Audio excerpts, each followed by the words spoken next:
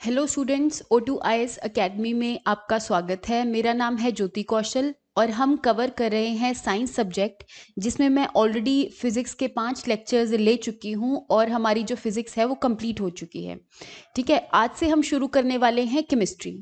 तो ये जो भी लेक्चर्स हम कर रहे हैं ये HP की जो NT की सारथी सीरीज चल रही है उसके हम कंटिन्यूटी में ये लेक्चर्स कर रहे हैं। ठीक है, तो आज हम शुरू करते हैं केमिस्ट्री का फर्स्ट लेक्चर, जिसमें हम कवर करेंगे स्टेट्स ऑफ मैटर कि मैटर की क्या अलग अलग स्टेट्स होती हैं, मैटर होता क्या है, क्या मैं एक मैटर को दूसरे मैटर में कन्वर्ट कर सकती हूँ या मैं दोनों मैटर्स को सेपरेट कर सकती हूँ, उसकी क्या क्या प्रोसेसेस होती हैं, इवेपोरेशन, डिस्टिलेशन, ये सब चीज़ें क्या होती हैं। तो आज हम ये देखने वाले हैं। ठीक है, जिसने भी O2IS एकेडमी की ऐप को डाउनलोड नहीं किया है वो ऐप को डाउनलोड कर सकता है, क्योंकि ये जितने भी लेक्चर्स हो रहे हैं उनकी PDF जो है आपको O2IS एकेडमी की ऐप पर मिलेगी। ठीक है, ओके, तो स्टार्ट करते हैं मैटर से। देखो, मैटर क्या होता है? कोई ऐसी चीज, इस दुनिया में जितनी भी चीजें हैं जिसने कोई ना कोई स्पेस ऑक्यूपाई किया है और उसका कोई ना कोई मास है। ठीक है, फॉर एग्जाम्पल ये पेन, इसका कुछ ना कुछ मास है। अगर मैं इसको नीचे रख दूंगी तो ये कोई ना कोई स्पेस ऑक्यूपाई करेगा। ऐसे ही मान लो ये एक गिलास है और इस गिलास का कोई ना कोई मास है, इसका वॉल्यूम है, और अगर मैं इसको नीचे रखूंगी तो ये कोई ना कोई स्पेस ऑक्यूपाई करेगा। ठीक है, तो ऐसी कोई भी चीज जिसका मास है और वो स्पेस ऑक्यूपाई करता है उसको हम कहते हैं मैटर। ठीक है, जो मैटर है वो एक फॉर्म से दूसरे फॉर्म में कन्वर्ट हो सकता है। ठीक है, या तो एनर्जी की फॉर्म में कन्वर्ट हो जाए या सिंपली ऐसे ही कन्वर्ट हो जाए, कन्वर्ट हो सकता है, लेकिन हम उसको डिस्ट्रॉय नहीं कर सकते। ठीक है, फॉर एग्जांपल जो आइंस्टीन की आपकी इक्वेशन है कि energy is equals to mc², that means जो भी मास है और अगर उस मास की कोई ना कोई वेलोसिटी है तो मैं इसको एनर्जी में कन्वर्ट कर सकती हूँ। इन द सेम वे मैं किसी एनर्जी से मास क्रिएट कर सकती हूँ। ठीक है, जो आपका मास है उसको हम डिस्ट्रॉय नहीं कर सकते, बस उसको हम एक फॉर्म से दूसरी फॉर्म में चेंज कर सकते हैं। ठीक है, नेक्स्ट है आपका जो मैटर है उसका फिजिकल नेचर क्या होता है। जो भी आपका मैटर है वो किसी ना किसी पार्टिकल से बना होता है। फॉर एग्जाम्पल मैं इसी पेन का एग्जाम्पल लेती हूँ, तो ये जो पेन है इसके अंदर कुछ ना कुछ पार्टिकल्स होंगे जिसका ये बना हुआ है। दैट मीन्स ये उसका फिजिकल नेचर है कि ये जो पेन है ये पार्टिकल्स का बना है। अब ये जो पार्टिकल्स हैं ये प्योर भी हो सकते हैं और इम्प्योर भी हो सकते हैं। ये मैं आगे आने वाली स्लाइड्स में आपको बताऊंगी कि इम्प्योर और प्योर सब्सटेंसेस क्या होते हैं। ओके, जो आपके मैटर हैं उनके कुछ कैरेक्टरिस्टिक होते हैं। फॉर एग्जांपल वो स्पेस होती है उनके बीच में। For example this is a diamond ring. ठीक है, इसके अंदर जो एटम्स है वो इससे बना हुआ है। इन द सेम वे अगर ये जूस है तो यहाँ पे कुछ एटम्स पड़े हैं, यहाँ पे मान लो इनको मैंने पार्टिकल्स बोल दिया अभी। ठीक है, एटम्स हम तब करेंगे डिटेल में जब हमारा एटम्स एंड मॉलिक्यूल्स वाला चैप्टर आएगा, अभी मैं इसको पार्टिकल्स ही बोल देती हूँ। ठीक है, तो इन पार्टिकल्स के बीच में कुछ ना कुछ स्पेस आपको दिख रही है। दैट मीन्स जो मैटर है उसके क्या कैरेक्टरिस्टिक हैं कि उनके जो पार्टिकल्स हैं उनके बीच में कोई ना कोई स्पेस आएगी, वो कंटिन्यूअसली इधर से उधर मूव करते रहेंगे, जैसे गैस के पार्टिकल्स हो गए। ठीक है, और वो एक दूसरे को अट्रैक्ट भी कर सकते हैं। ये आपके हो गए मैटर के कुछ कैरेक्टरिस्टिक्स। नेक्स्ट है आपकी स्टेट्स ऑफ मैटर। ऐसे तो जो आजकल हम स्टेट्स ऑफ मैटर देखते हैं, टोटल 5 स्टेट्स ऑफ मैटर हैं। 5 स्टेट्स ऑफ मैटर है, जिसमें से जो 3 स्टेट हैं that is solid, liquid and gases. ये 3 स्टेट्स ऑफ मैटर हैं, और जो 2 और स्टेट्स ऑफ मैटर आज हम पढ़ते हैं वो है एक बोस-आइंस्टीन कंडेंसेट। ठीक है, और जो दूसरा है आपका वो है प्लाज्मा। ठीक है, तो ये 2 स्टेट्स ऑफ मैटर आजकल हम बहुत ज्यादा पढ़ते हैं और इनके रिलेटेड आपको पेपर में भी पूछा जाता है कि बताओ 3 स्टेट ऑफ मैटर ये थी और जो बाकी की 2 स्टेट्स ऑफ मैटर अभी रिकॉग्नाइज की गई हैं वो कौन सी हैं। तो आपको पता होना चाहिए, एक प्लाज्मा है, एक बोस-आइंस्टीन कंडेंसेट है। ये मैं आगे आने वाली स्लाइड्स में आपको डिटेल में बताऊंगी। ओके, सबसे पहले हम बात करते हैं सॉलिड स्टेट की। अब जो आपका सॉलिड स्टेट है, लिक्विड स्टेट है और आपका जो गैसियस स्टेट है, उनके अंदर कुछ ना कुछ डिफरेंस होते हैं। वो क्या डिफरेंस होते हैं? फॉर एग्जाम्पल अगर मैं सॉलिड की बात करूं तो सॉलिड के अंदर जो एटम्स होते हैं वो एक दूसरे के साथ जुड़े होते हैं। दैट मीन्स जो सॉलिड है वो डेंसली पैक्ड मैटर होता है। ठीक है, उसके अंदर जो मॉलिक्यूल्स हैं एक दूसरे के साथ डेंसली पैक्ड होते हैं, या फिर आप कह सकते हो एक दूसरे के साथ जुड़े होते हैं। ठीक है, इसीलिए जो सॉलिड है उसकी एक डेफिनेट शेप होती है। फॉर एग्जाम्पल कोई बॉक्स है, मैं उसको बोल देती हूँ कि ये बॉक्स है, क्यों? क्योंकि उसकी कोई डेफिनेट शेप है। मैं ऐसे तो नहीं बोल सकती कि लिक्विड की कोई डेफिनेट शेप है। अगर मैं लिक्विड को ग्लास में डालूंगी तो वो ग्लास की शेप ले लेगा, अगर मैं उस लिक्विड को किसी और कंटेनर में डालूंगी तो वो उस कंटेनर की शेप ले लेगा। दैट मीन्स जो लिक्विड है उसकी कोई डेफिनेट शेप नहीं होती, और उसकी शेप वो होती है जिस कंटेनर में उसको डाला गया है। ठीक है, लेकिन दूसरी तरफ अगर मैं सॉलिड्स को देखूं तो सॉलिड की एक डेफिनेट शेप होती है। ठीक है, नेक्स्ट जो आपका कैरेक्टरिस्टिक है कि सॉलिड्स को मैं कंप्रेस नहीं कर सकती, मतलब उसकी जो कंप्रेसिबिलिटी है वो नेग्लिजिबल है। कंप्रेसिबिलिटी का मतलब क्या होता है? फॉर एग्जांपल मैंने ये एक पिस्टन लिया, ठीक है, यहाँ पर बहुत सारे मॉलिक्यूल्स थे जो एक दूसरे से बहुत ज्यादा दूर थे। जैसे जैसे मैं इसको कंप्रेस करती जाऊंगी, नीचे करती जाऊंगी, दैट मीन्स वैसे जैसे जैसे मैंने इसका जो प्रेशर है, जैसे जैसे इसका जो प्रेशर है वो मैंने इंक्रीज किया, तो इसका जो वॉल्यूम है वो डिक्रीज होता जाएगा, और उसकी वजह से होगा क्या? जो मॉलिक्यूल्स हैं एक दूसरे के बहुत ज्यादा नजदीक आ जाएंगे। ठीक है, अगर मैं सॉलिड की बात करूं तो मॉलिक्यूल्स तो एक दूसरे के पहले ही बहुत ज्यादा नजदीक है। ठीक है, तो दैट मीन्स इनकी जो कंप्रेसिबिलिटी है वो नेग्लिजिबल है, हम उनको कंप्रेस नहीं कर सकते। जो सॉलिड्स हैं वो अपनी शेप को मेंटेन करके रखते हैं। फॉर एग्जाम्पल अगर आपने कोई बॉक्स देखा तो 4 दिन बाद भी वो बॉक्स ही रहेगा, ऐसे तो नहीं वो बॉक्स से ट्रायंगल बन जाएगा।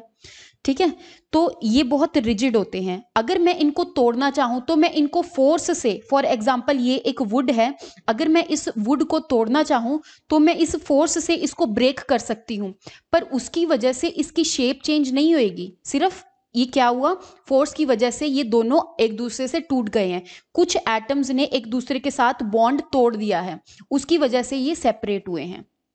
ठीक है, अगर दूसरी तरफ मैं लिक्विड्स की बात करना चाहूं तो मैंने बताया आपको कि लिक्विड की कोई डेफिनेट शेप नहीं होती, और ना ही इनका कोई फिक्स्ड वॉल्यूम होता है।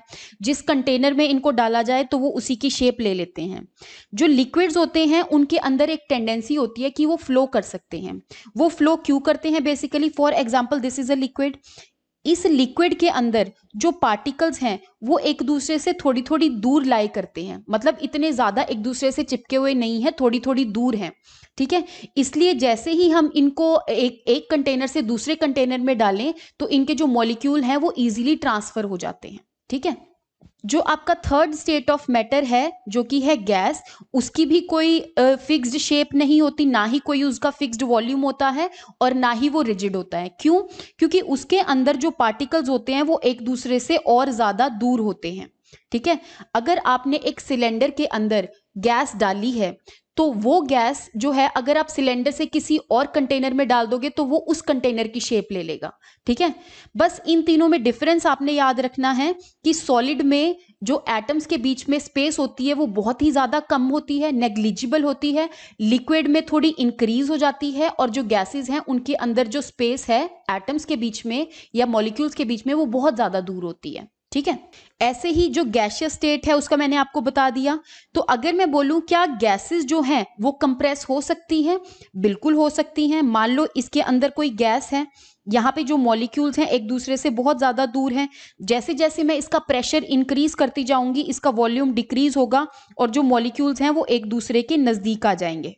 ठीक है, तो इसका मतलब जो गैसेस हैं हम उनको कंप्रेस कर सकते हैं, सॉलिड्स को हम कंप्रेस नहीं कर सकते, और लिक्विड्स को हम थोड़ा बहुत कंप्रेस कर सकते हैं। ठीक है, एक और जो कैरेक्टरिस्टिक है गैसेस का वो ये है कि जो गैसेस होती हैं उनके अंदर जो एटम्स या पार्टिकल्स या फिर मॉलिक्यूल्स कह लो वो रैंडम फैशन में मूव करते हैं। रैंडम फैशन का मतलब है कोई भी जो मॉलिक्यूल है उसका पाथ डिफाइंड नहीं होता, वो इधर भी जा सकता है, इधर भी जा सकता है, इधर भी जा सकता है, वो किसी भी डायरेक्शन में जा सकता है। ठीक है, वो रैंडमली मूव करते हैं, उनके ऊपर कोई रिस्ट्रिक्शन नहीं होती।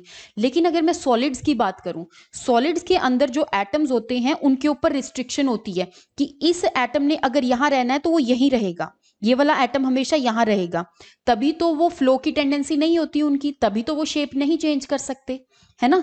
तो आई होप आपको यहाँ पे समझ आ गया होगा कि सॉलिड, लिक्विड और गैसेस में क्या डिफरेंस होता है। नेक्स्ट जो हमारी स्टेट ऑफ मैटर है जो और ऐड हुई है, एक है आपकी प्लाज्मा और नेक्स्ट है आपकी बोस-आइंस्टीन कंडेंसेट। जो आपका प्लाज्मा है वो क्या होता है? देखो फॉर एग्जाम्पल ये गैस है, गैस में जो मॉलिक्यूल्स हैं एक दूसरे से बहुत ज़्यादा दूर है, ठीक है। जैसे जैसे मैं इसका टेम्परेचर इंक्रीज करूंगी तो होगा क्या, ये जो गैस के मॉलिक्यूल्स हैं ये चार्ज हो जाएंगे। क्या हो जाएंगे? चार्ज हो जाएंगे, ये आयंस बन जाएंगे, किसी के ऊपर पॉजिटिव चार्ज, किसी के ऊपर नेगेटिव चार्ज, ऐसे करके ये आयंस बन जाएंगे। और इस कंडीशन को हम क्या कहते हैं? प्लाज्मा। इसको क्या कहते हैं हम? प्लाज्मा।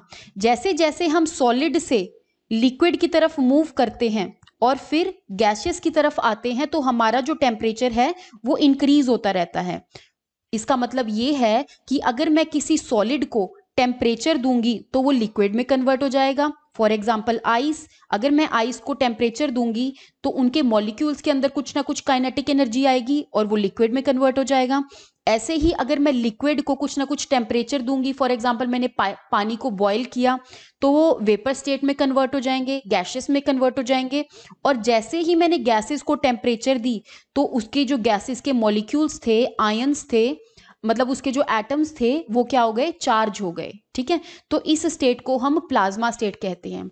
और आपकी जो प्लाज्मा स्टेट है वो बल्ब्स वगैरह में यूज होती है। फॉर एग्जांपल आपके जो नियॉन साइन बल्ब होते हैं उसके अंदर नियॉन की गैस होती है जो कि चार्ज होती है। इन द सेम वे जो आपकी फ्लोरोसेंट ट्यूब होती है उसके अंदर हीलियम गैस होती है, हीलियम गैस चार्ज होएगी तभी तो वो प्लाज्मा स्टेट है। और प्लाज्मा स्टेट होने की वजह से कोई चीज ग्लो करती है, ठीक है। इन द सेम वे जो सन और स्टार्स वगैरह हैं वो भी ग्लो इसलिए करते हैं क्योंकि उनके अंदर प्लाज्मा स्टेट है, ठीक है। उनके अंदर अलग अलग गैसेस हैं जो कि जिनके जो एटम्स हैं वो चार्ज्ड हैं, ठीक है। तो ये हो गया आपका प्लाज्मा। नेक्स्ट है आपका बोस-आइंस्टीन कंडेंसेट। जैसे मैंने आपको बताया कि एक सॉलिड को मैं लिक्विड में कन्वर्ट कर सकती हूँ, लिक्विड को मैं गैस में और गैस को मैं प्लाज्मा में कन्वर्ट कर सकती हूँ।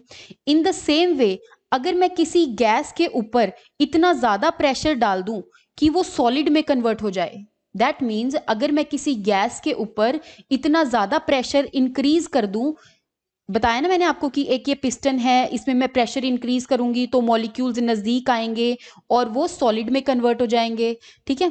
तो यहाँ पे मैंने किसी गैस के ऊपर बहुत ज्यादा प्रेशर इंक्रीज कर दिया और उसका जो टेम्परेचर है वो बहुत ज्यादा लो कर दिया, ठीक है।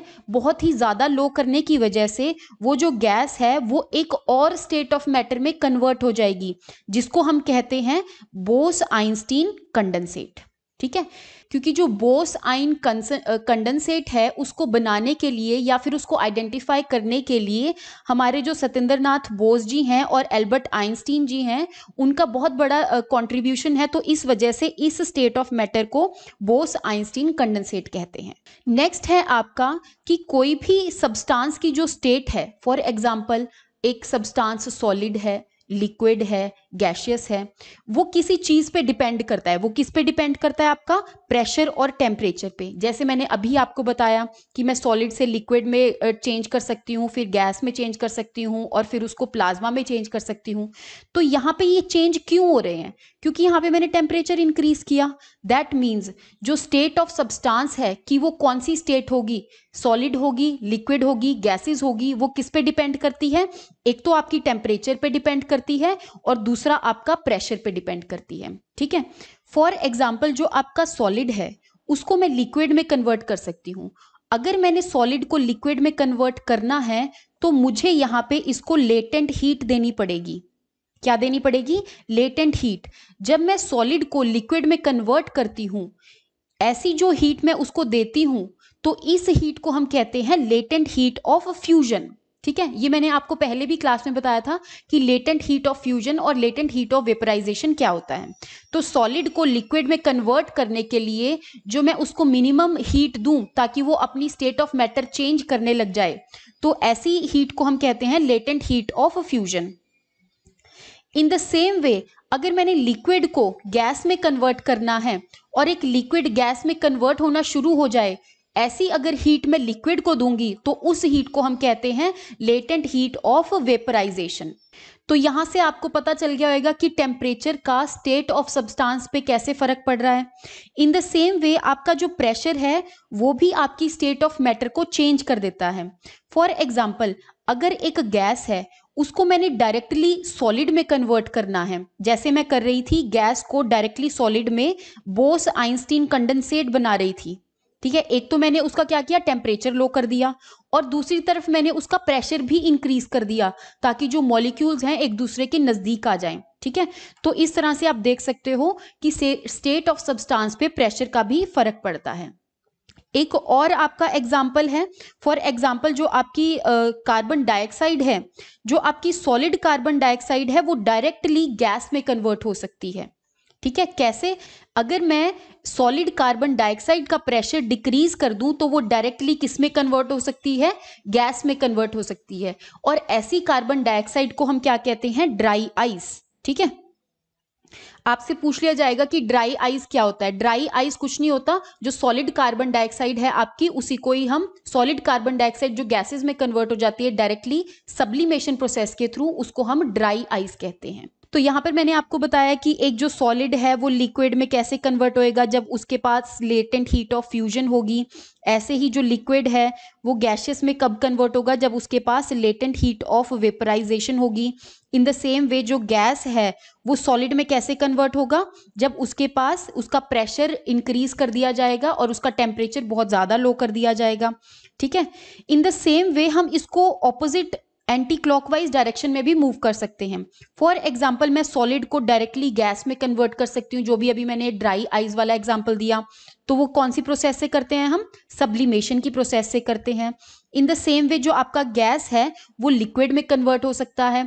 फॉर एग्जाम्पल, जो आपका वाटर साइकिल होता है उसमें जो ओशन वगैरह और रिवर वगैरह का जो पानी है वो सन की हीट की वजह से वेपर्स में कन्वर्ट हो जाता है।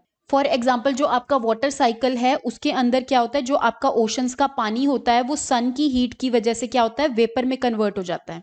ठीक है, और जैसे जैसे वो वेपर्स ऊपर मूव करते हैं और ऊपर जो वेपर्स हैं ठंडी हवा के कांटेक्ट में आते हैं, उसकी वजह से वहां पे क्लाउड्स बन जाते हैं।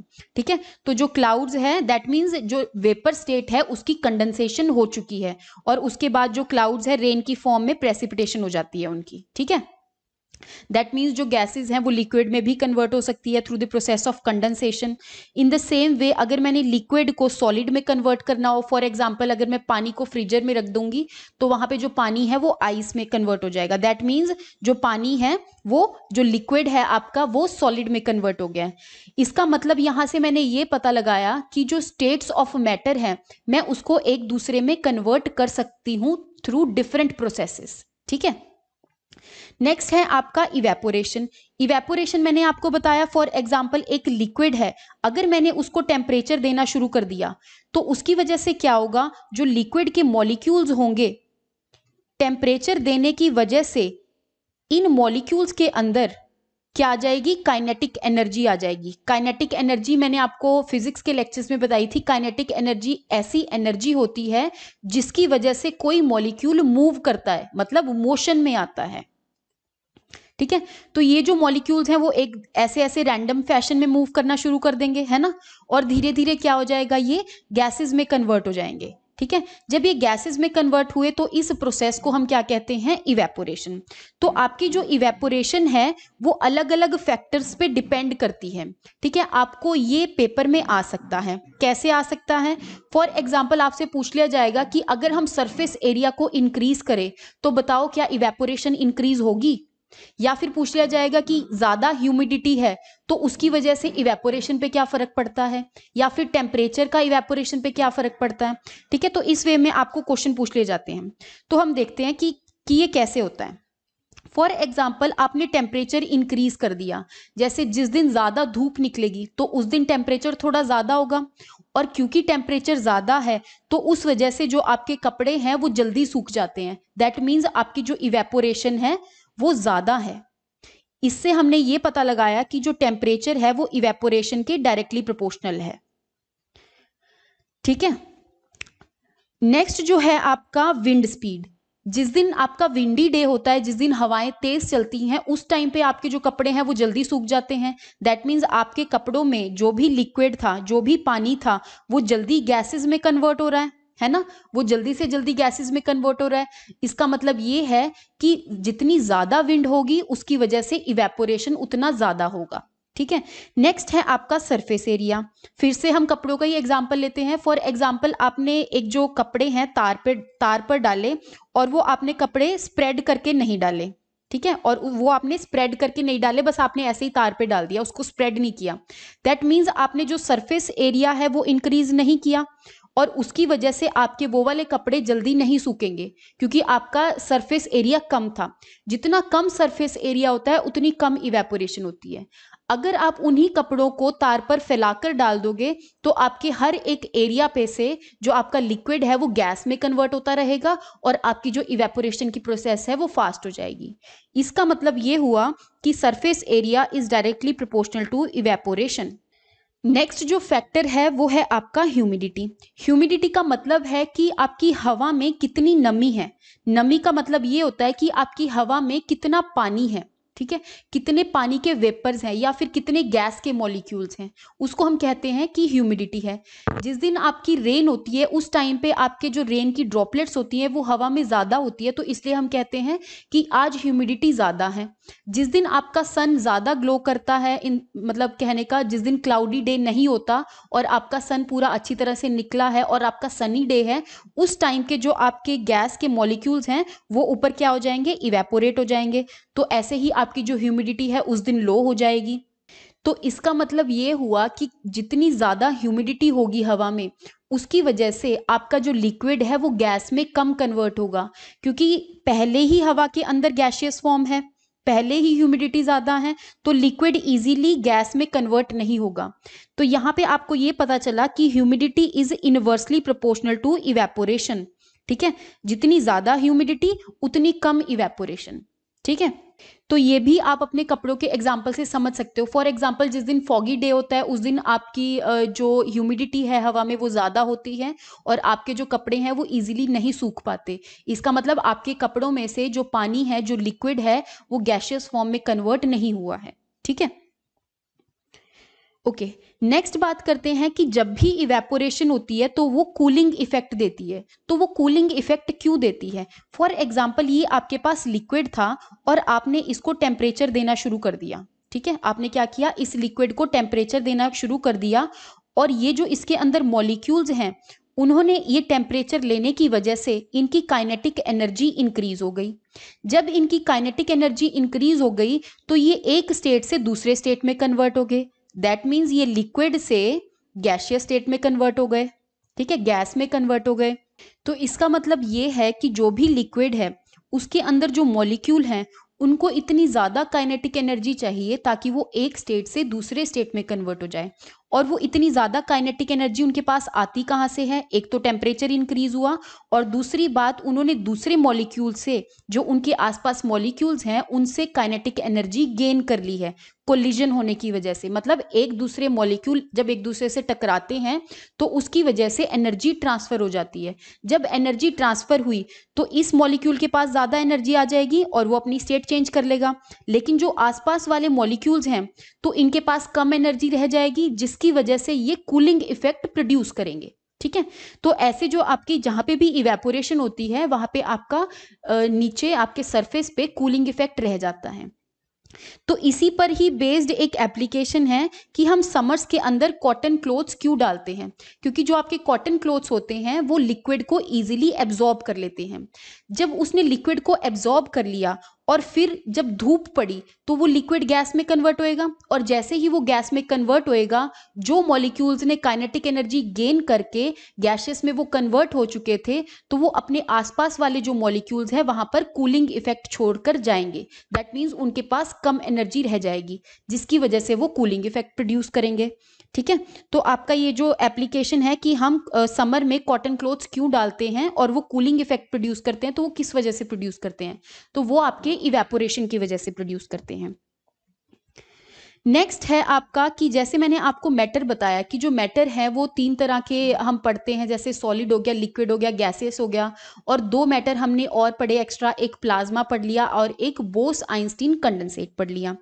अब जो भी मैटर है वो कौन से पार्टिकल से बना है, तो वो डिपेंड करता है कि या तो वो प्योर है या फिर वो मिक्सचर है। दैट मीन्स अगर वो सेम टाइप ऑफ पार्टिकल से बना है तो दैट मीन्स वो एक प्योर मैटर है। अगर उसके अंदर अलग अलग टाइप के पार्टिकल्स हैं तो दैट मीन्स वो एक मिक्सचर है। ठीक है। जो प्योर सब्सटेंसेस होते हैं वो फर्दर दो तरह के होते हैं, एक होता है आपका एलिमेंट्स और दूसरा होता है आपका कंपाउंड्स। ठीक है, अभी डिटेल में हम देखते हैं इसको कि एलिमेंट्स और कंपाउंड्स क्या होता है। इन द सेम वे आपके जो मिक्सचर होते हैं वो भी दो तरह के होते हैं, एक होता है होमोजीनियस मिक्सचर और एक होता है आपका हिट्रोजीनियस मिक्सचर। तो ये भी हम डिटेल में पढ़ने वाले हैं। तो सबसे पहले हम बात करते हैं एलिमेंट्स की। फॉर एग्जाम्पल, एलिमेंट्स ऐसे सब्सटेंसेस होते हैं जिनको हम ब्रेक नहीं कर सकते। फॉर एग्जाम्पल, अगर मैं ऑक्सीजन एटम की बात करूं, ठीक है, ऑक्सीजन एटम की बात करूं, तो क्या मैं इस ऑक्सीजन एटम को और तोड़ सकती हूं? तो मैं इस ऑक्सीजन एटम को नहीं तोड़ सकती। ठीक है, तो इसीलिए ये क्या हो गया, एक एलिमेंट हो गया। तो एलिमेंट को मैं ये भी बोल सकती हूँ कि simplest substances which can not be broken down further. अगर मैं दूसरी तरफ वाटर का एग्जाम्पल लूं, फॉर एग्जाम्पल H2O, ठीक है, तो H2O को मैं हाइड्रोजन और ऑक्सीजन में तोड़ सकती हूं, तो दैट मीन्स ये एलिमेंट नहीं हुआ। दैट मीन्स ऐसे सब्सटेंसेस जिसको मैं ब्रेक नहीं कर सकती उसको मैं कहती हूं कि ये एलिमेंट है। ठीक है, और ऐसे सब्सटेंसेस जिसको मैं ब्रेक कर सकती हूं या फिर जो दो एटम से मिलकर बने हैं या फिर जो दो एलिमेंट्स से मिलकर बने हैं, तो उनको मैं कहती हूं कि ये है कंपाउंड्स। नेक्स्ट है आपका कि हम एलिमेंट्स को तीन तरह से क्लासिफाई कर सकते हैं, एक होते हैं मेटल्स, एक होते हैं नॉन मेटल्स और तीसरे होते हैं मेटोलॉइड्स। तो देखते हैं ये क्या होते हैं। जो आपके मेटल्स होते हैं वो ऐसे एलिमेंट्स होते हैं जिनके अंदर शाइनिंग मतलब उनके कुछ कैरेक्टरिस्टिक हैं कि अगर एक एलिमेंट के अंदर ये कैरेक्टरिस्टिक हुए दैट मीन्स वो मेटल है। ठीक है, तो देखते हैं कि उसके क्या क्या प्रॉपर्टीज होती हैं। फॉर एग्जाम्पल, जो मेटल्स हैं वो शाइन करते हैं। ठीक है, जैसे आपकी आयरन हो गया है ना, उसमें थोड़ी सी शाइनिंग प्रॉपर्टी होती है।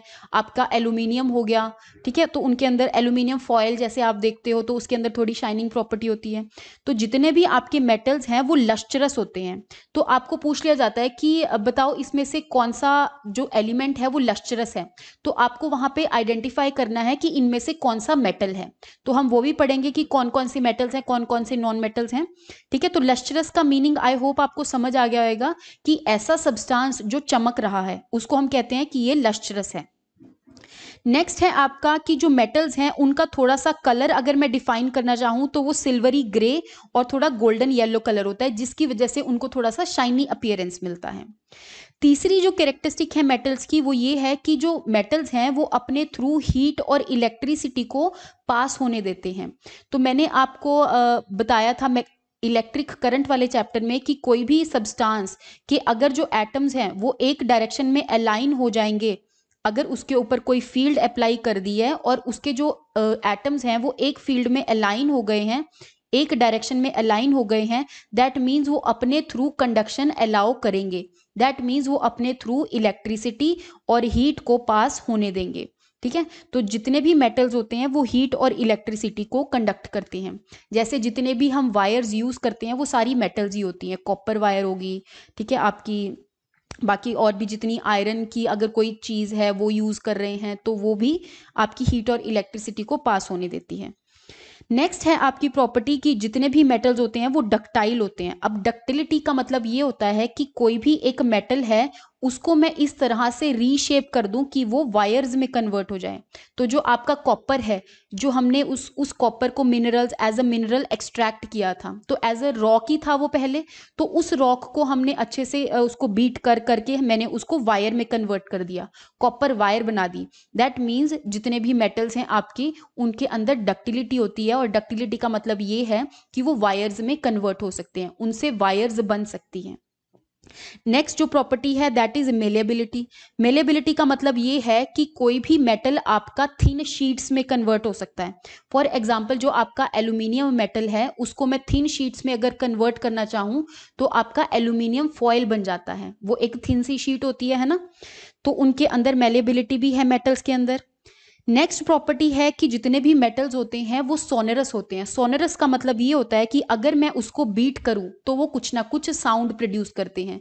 तो इसीलिए जैसे आपके जो पुराने गवर्नमेंट स्कूल्स होते थे, मतलब पुराने स्कूल्स होते थे, पुराने टाइम में जो स्कूल्स होते थे वहां पे आयरन की बेल लगी होती थी, जिससे हमें पता चलता था जैसे ही बेल बजी तो हमारी ब्रेक हो गई है। ठीक है, तो वो आयरन है जो आपका, वो एक मेटल ही है जिसकी वजह से वो साउंड प्रोड्यूस कर सकता है। तो ये आपकी प्रॉपर्टी होगी सोनरस की।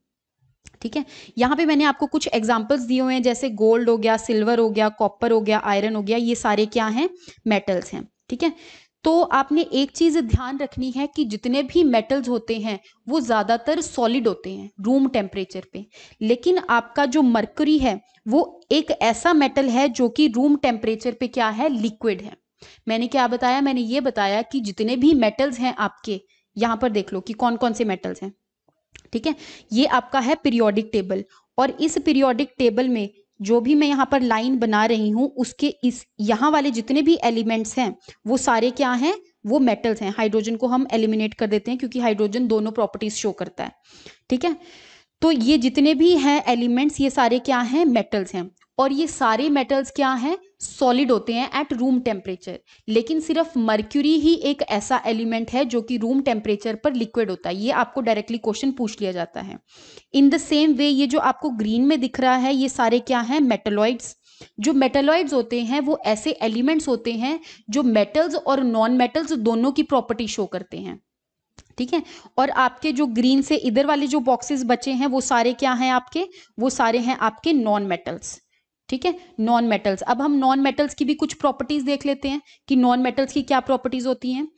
फॉर एग्जाम्पल जो नॉन मेटल्स हैं वो हीट और इलेक्ट्रिसिटी को कंडक्ट नहीं करते। ठीक है, दैट मीन्स जो आपके नॉन मेटल्स हैं वो इंसुलेटर्स हो सकते हैं, हीट और इलेक्ट्रिसिटी को अपने थ्रू पास होने नहीं देंगे, तो इसीलिए वो कंडक्टर्स नहीं बनते हैं, इंसुलेटर्स की तरह बिहेव करते हैं। कंडक्टर्स और इंसुलेटर मैं आपको अपने प्रीवियस लेक्चर में समझा चुकी हूँ।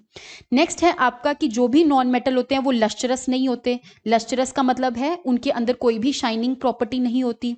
वो सोनरस नहीं होते, मतलब वो कोई साउंड नहीं प्रोड्यूस करते। वो मेलिएबल नहीं होते, दैट मीन्स उनको मैं थिन शीट्स में कन्वर्ट नहीं कर सकती। इन द सेम वे वो डक्टाइल भी नहीं होते, दैट मीन्स मैं उनको वायर्स में भी नहीं कन्वर्ट कर सकती।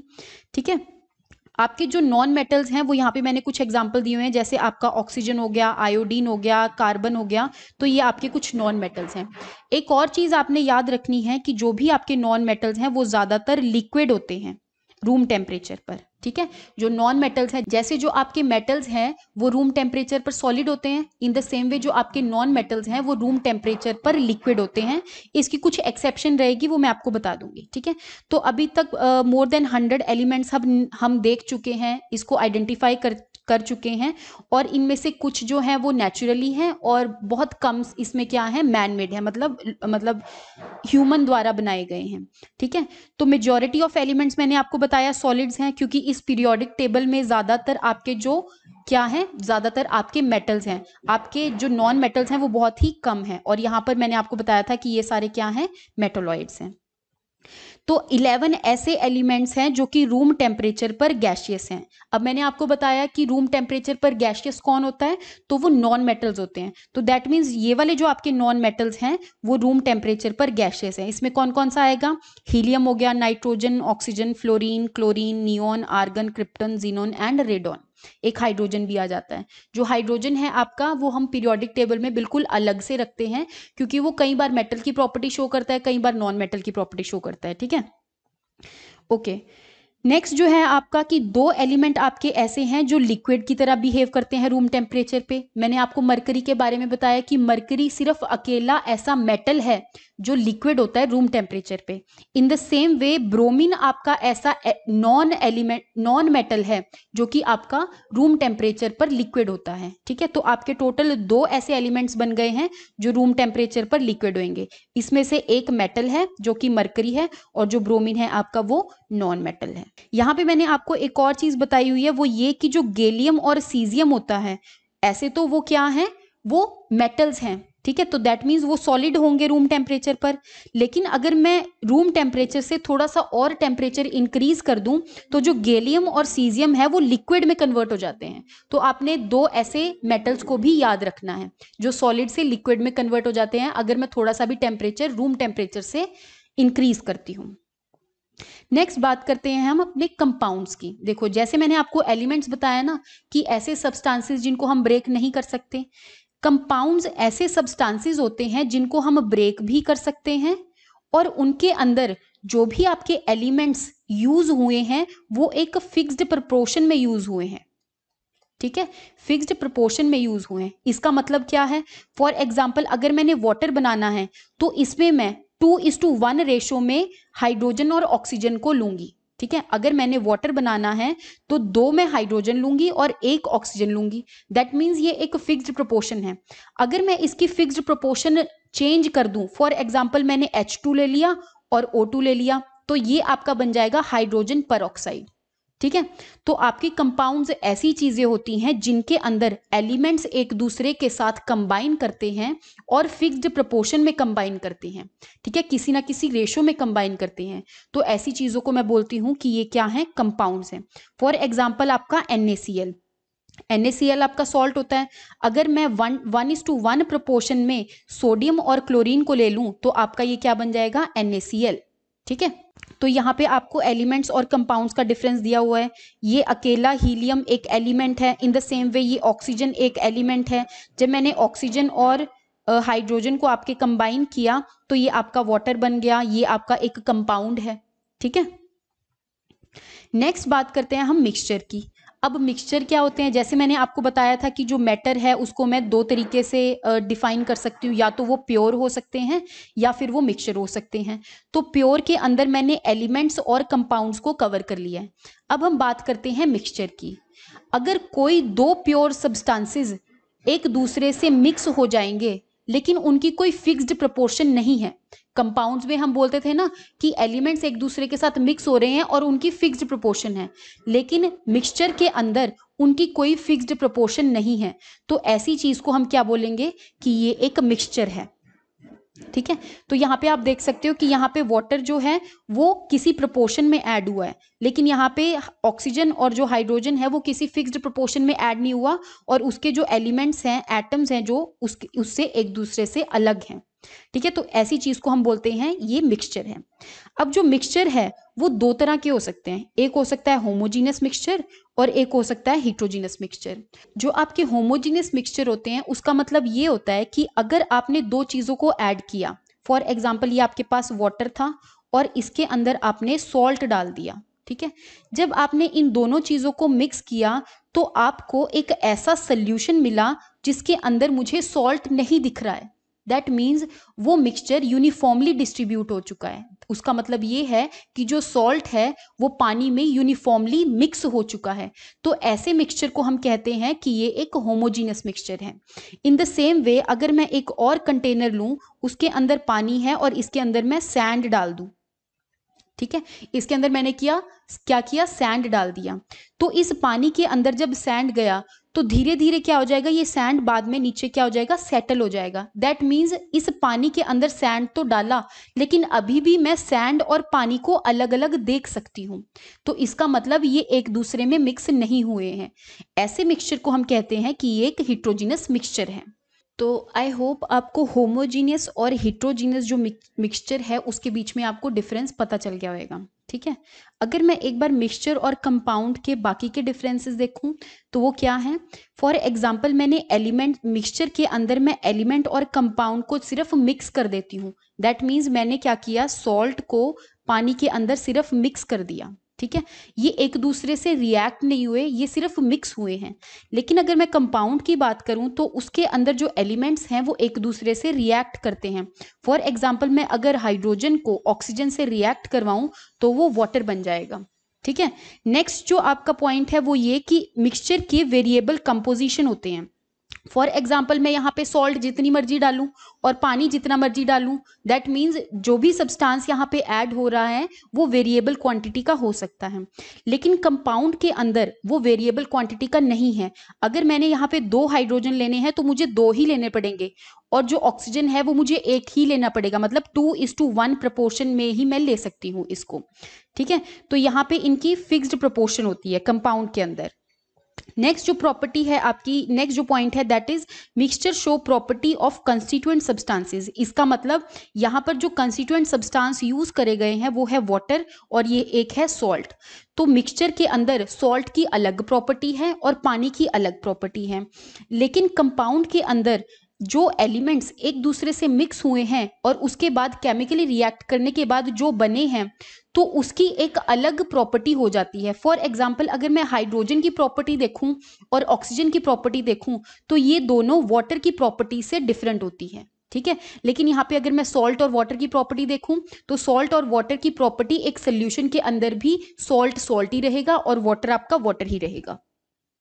नेक्स्ट जो पॉइंट है आपका कि मिक्सचर के अंदर जो भी एलिमेंट्स मैंने ऐड किए हैं उनको मैं फिजिकली मेथड से सेपरेट कर सकती हूँ। फॉर एग्जांपल, अगर मैंने सॉल्ट पानी के अंदर डाला है तो मैं इस पानी को हीट देकर पानी को इवेपोरेट कर सकती हूँ और नीचे आपका सॉल्ट बच जाएगा। दैट मीन्स मैं सॉल्ट और वाटर को सेपरेट कर सकती हूँ। इसका मतलब मैं मिक्सचर को सेपरेट कर सकती हूँ। लेकिन कंपाउंड्स को सेपरेट करने के लिए मुझे पूरी केमिकल रिएक्शंस करनी पड़ती हैं, क्योंकि वो केमिकल रिएक्शन से ही बने हैं, तो उनको सेपरेट करने के लिए भी मुझे केमिकल रिएक्शंस करनी पड़ती हैं। आई होप आपको मिक्सचर और कंपाउंड का डिफरेंस पता चला होगा, क्योंकि ये डायरेक्टली आपको पेपर में पूछ लिया जाता है कि बताओ इसमें से मिक्सचर की क्या क्या प्रॉपर्टीज होती हैं, वो एक दूसरे से सेपरेट हो सकता है कि नहीं। इन द सेम वे आपको कंपाउंड के बारे में भी पूछ लिया जाएगा। ठीक है, नेक्स्ट है आपका सोल्यूशन। मैंने बताया आपको कि जो मिक्सचर होता है वो 2 चीजों को ऐड करके बनता है। मिक्सचर की हमने सारी प्रॉपर्टीज पढ़ ली। अब 2 चीजों को किस किस को ऐड किया हमने, एक तो मैंने डाला सोल्यूट। सोल्यूट का मतलब होता है कोई भी सॉलिड सब्सटेंस। एक होता है आपका सॉल्वेंट। सॉल्वेंट का मतलब होता है ऐसी कोई भी लिक्विड सब्सटेंस। अगर मैंने इस सॉलिड को इस लिक्विड के अंदर मिक्स कर दिया तो जो हमारा रिजल्टेंट बनेगा वो बनेगा एक सोल्यूशन। तो सोल्यूशन क्या होता है? सोल्यूशन एक होमोजीनियस मिक्सचर होता है जिसके अंदर सोल्यूट और सॉल्वेंट डाला जाता है। ठीक है, तो मैंने बताया आपको जो सोल्यूशन है वो क्या है, एक होमोजीनियस मिक्सचर है। होमोजीनियस का मिक्सचर का मतलब ये हुआ कि दोनों एक दूसरे में इतनी अच्छी तरह से मिक्स हो गए हैं कि उन दोनों को मैं सेपरेटली नहीं देख पा रही हूँ। ठीक है, तो ये होता है आपका सोल्यूशन। जैसे आपका लेमनेड हो गया एंड सोडा वाटर हो गया, तो ये इसके सोल्यूशन के कुछ एग्जांपल्स हैं। ठीक है, सॉल्वेंट और सोल्यूट मैंने आपको बता दिया कि ऐसी चीजें जो कोई सॉलिड चीज में लिक्विड चीज में अगर डिसॉल्व करूंगी तो वो सॉलिड चीज बनेगी आपकी सोल्यूट, और जो लिक्विड वाला पोर्शन होएगा जिसके अंदर वो सॉलिड चीज डिसॉल्व होगी, मिक्स होगी, उसको मैं बोलूंगी कि ये एक सॉल्वेंट है। ठीक है, अब जो सोल्यूशन होता है उसकी कुछ ना कुछ प्रॉपर्टीज होती है। एक सोल्यूशन कब कहलाता है? पहली बात तो वो एक होमोजीनियस मिक्सचर होना चाहिए। होमोजीनियस मिक्सचर का मतलब ये कि अगर मैं सोल्यूट और सॉल्वेंट को डालूं तो जो भी सोल्यूशन बना तो उसमें मैं सोल्यूट और सॉल्वेंट को अलग अलग ना देख पाऊं, उन दोनों को एक ही देख पाऊं। ठीक है, जैसे मैंने आपको बताया सॉल्ट इन वाटर, तो ये क्या है, एक होमोजीनियस मिक्सचर। ठीक है, नेक्स्ट है आपका कि जो सोल्यूशन है मैं उसको नेकेड आई से नहीं देख सकती। फॉर एग्जांपल, अगर मैंने पानी के अंदर सॉल्ट मिक्स किया है तो क्या फिर भी मैं सॉल्ट को नेकेड आई से देख सकती हूँ? तो मैं उसको नहीं देख सकती। इसका मतलब सोल्यूशन के अंदर जो पार्टिकल्स हैं वो 1 नैनोमीटर तक के होते हैं। ठीक है, 10⁻⁻⁹ मीटर भी कह सकती हूँ मैं इसको। नेक्स्ट है आपका कि जो भी सोल्यूशन होता है उसके अंदर जो भी छोटे छोटे पार्टिकल्स होते हैं वो बीम ऑफ लाइट को स्कैटर नहीं करते। इसका मतलब एक सोल्यूशन अगर यहाँ पर है और यहाँ पर अगर मैंने एक टॉर्च रख दी है तो यहाँ से लाइट आएगी। ठीक है, अब इसके अंदर कुछ ना कुछ पार्टिकल्स हैं और ये पार्टिकल्स क्या कर सकते हैं, या तो स्कैटर कर सकते हैं लाइट को, मतलब इधर उधर डिफ्लेक्ट कर सकते हैं। तो सोल्यूशन के अंदर जो भी पार्टिकल्स हैं वो लाइट को डिफ्लेक्ट नहीं करते, वो लाइट को अपने थ्रू जाने देते हैं। ठीक है, अगर डिफ्लेक्ट करेंगे तो लाइट इसके थ्रू नहीं जाएगी, मतलब इधर उधर डिफ्लेक्ट हो गई है। तो इसका मतलब जो सोल्यूशन है वो अपने थ्रू लाइट को जाने देता है। इसीलिए हम सोल्यूशन को ये भी कह देते हैं कि ये एक ट्रांसपेरेंट मीडियम है, ट्रांसपेरेंट मीडियम है। ठीक है, ट्रांसपेरेंट मीडियम मैंने आपका लाइट वाले चैप्टर में भी कवर किया था। ट्रांसपेरेंट मीडियम ऐसा मीडियम होता है जो लाइट को अपने थ्रू पास होने देता है। नेक्स्ट है आपकी, नेक्स्ट जो प्रॉपर्टी है आपकी वो ये है कि जो सल्यूट पार्टिकल्स है वो उसको हम फिल्ट्रेशन की प्रोसेस से सेपरेट नहीं कर सकते। फिल्ट्रेशन का मतलब क्या है कि अगर मैं एक पानी के अंदर सॉल्ट डालूं और उस सॉल्ट को मैं छन्नी में से छानूं, ठीक है, ये आपकी एक छन्नी है, इसमें से अगर मैंने इसको छाना तो मतलब मैंने इसकी फिल्ट्रेशन करी, या फिर मैं फिल्टर पेपर के थ्रू भी ये कर सकती हूँ। तो आपके अगर मैंने इसकी फिल्ट्रेशन करी तो इसमें सल्यूट और सॉल्वेंट अलग अलग नहीं होंगे। तो सोल्यूशन की एक प्रॉपर्टी ये बन गई कि वो फिल्ट्रेशन से सेपरेट नहीं हो सकते। ठीक है, नेक्स्ट जो पॉइंट है आपका कि इसके अंदर जो सल्यूट पार्टिकल्स हैं वो सेटल डाउन नहीं होते। अगर मैंने उसको इवेपोरेशन से सेपरेट किया तब तो वो सेपरेट हो जाएंगे, लेकिन अगर मैंने सॉल्ट के अंदर पानी के अंदर सॉल्ट डाला है तो वो सॉल्ट अपने आप नीचे नहीं बैठेगा। ठीक है, वो उसके अंदर यूनिफॉर्मली मिक्स्ड रहेगा। ठीक है, तो इसीलिए जो सल्यूट है वो नीचे सेटल डाउन नहीं करता। ये कुछ सोल्यूशन की प्रॉपर्टीज थी। अब हम इसके एग्जांपल्स देख लेते हैं। For example sugar in water, आपको वहां पे क्वेश्चन आ जाते हैं कि बताओ इसमें से कौन सा सोल्यूशन है, कौन सा कोलॉइडल सोल्यूशन है, कौन सा सस्पेंशन सोल्यूशन है। ठीक है, तो ऐसे आपको पूछ लिया जाता है। ऐसे ही अगर मैं आयोडीन को अल्कोहल में डालूं तो उसको हम कहते हैं टिंक्चर ऑफ आयोडीन। ये भी आपका 1 नंबर का क्वेश्चन बन जाता है कि टिंक्चर ऑफ आयोडीन क्या होता है, उसके अंदर क्या क्या चीजें होती हैं। तो आयोडीन और अल्कोहल होता है।